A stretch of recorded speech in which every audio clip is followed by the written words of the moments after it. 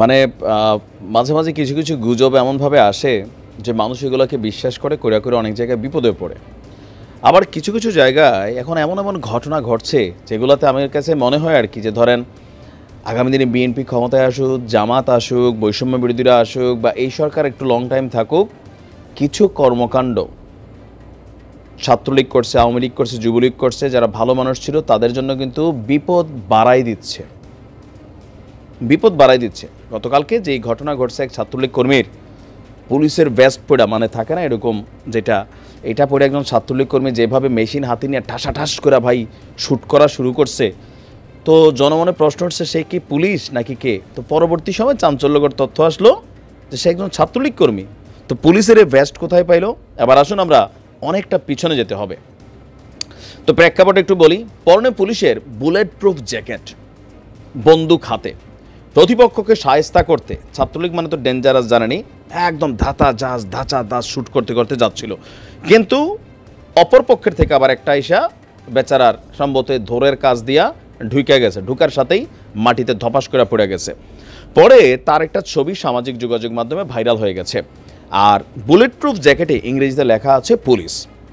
তো জনমনের প্রশ্ন যে পুলিশ কেন গুলি খাইলো? পরে দেখা গেল এটা তো পুলিশ না, তাহলে পুলিশের এই বুলেট প্রুফ জ্যাকেট কোথায় পেল, আর কে এই ছেলে?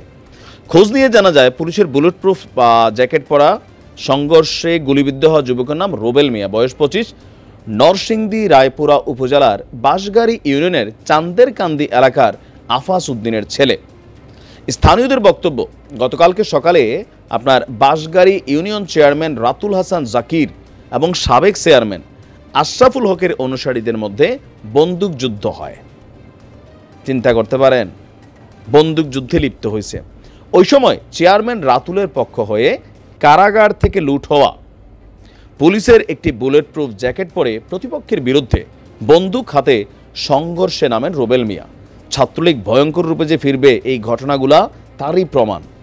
এই একটা পরিস্থিতিতে ছাত্রলীগের একজন কর্মী সে ভাই এই লেভেলে অ্যাকশন করলে আপনি বুঝতে পারতেছেন কলিজাটা কত বড় তার।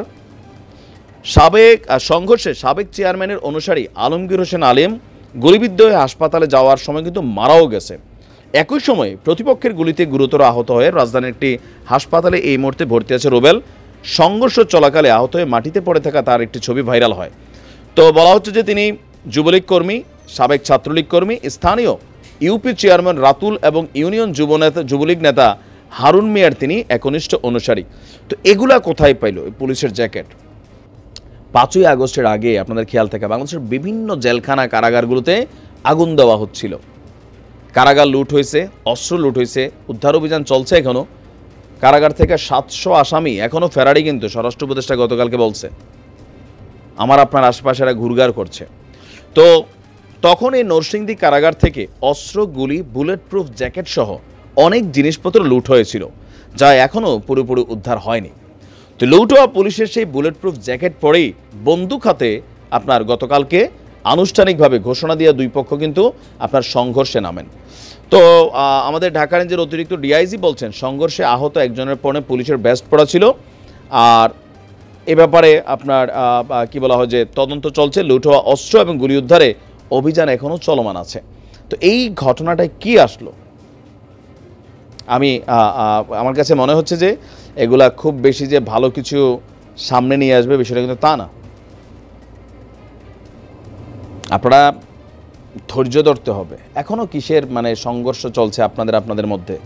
এখন ক্যাটা কোন গ্রুপ ওটাও জানি না, সম্ভবত আওয়ামী লীগেরই 2 গ্রুপ ছিল, অথবা আওয়ামী লীগ বনাম অন্য একটা গ্রুপ লাগছে, ক্ষমতা নিয়ে ভাগাভাগি কামড়াকামড়ি। একটু সাবধান হইতে হবে। ছাত্রলীগ যুবলীগ এই রূপে ফিরে আসলে মানে যেই দাগটা ছিল, এই দাগটা মানুষের মধ্যে এখন অনেক তরতাজা। আপাতত এটাতে নতুন করে ফোঁটা পড়তেছিল না, বাট এই ফোঁটাগুলো এখন আপনারা ফালাবেন। খুবই সাবধানে চলতে হবে আগামীর বাংলাদেশ। তবে ছাত্ররা যা শুরু করছে সেটা বাংলাদেশে যা চলছে আমরাও জানি না কোন দিকে যাচ্ছে, তবে পজিটিভ দিকে আসলে যাচ্ছে না।